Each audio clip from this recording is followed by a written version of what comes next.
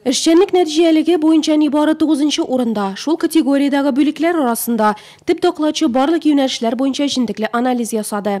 За 3 месяца текущего года обострение криминогенной обстановки на территории обслуживания не произошло, что характеризуется сокращением количества зарегистрированных особо тяжких с 26 стало меньше, тяжких преступлений с 21 до 13.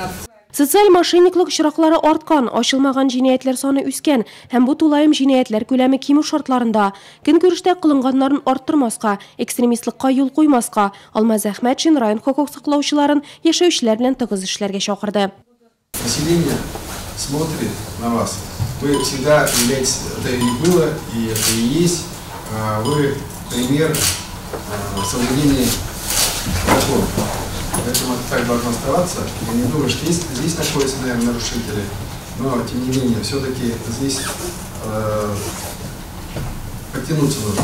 Нурлат шәһәре прокуроры исә хукук саклаучылар җибәргән тип ялгышларга басым ясады. Наркотикларның законсыз әйләнеше буенча кәрәзле элемтә ярдәмендә кылынган җинаятьләрне ачу бүлекләрен тәнкыйтьләде, ләкин шул ук вакытта потенциалның яхшы булуын ассызыклады. С тем потенциалом, который, как я уже говорил, есть в РОВД, все эти недостатки в работе мы легко можем исправить. Я думаю, что за 6 месяцев у нас будут совершенно другие результаты. Чара залында бүлекнең алдынгылары бүләкләнде. Мактау кәгазьләре, күкрәк билгеләре һәм яңа званияләр алучылар арасында Рузилә Низамова да бар. 15 елның июль айыннан эшли башладым. Мин әлеге бүлектә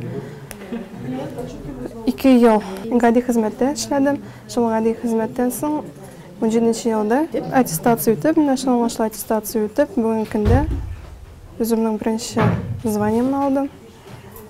Алга таба да үсәргә, тырышып эшләргә насыйп булсын. Имгаклы киңәшмәсендә Татарстан Республикасы буенча Эчке эшләр министрлыгының тыл җитәкчесе Рамил Шакиров катнашты. Служу в Российской Федерации.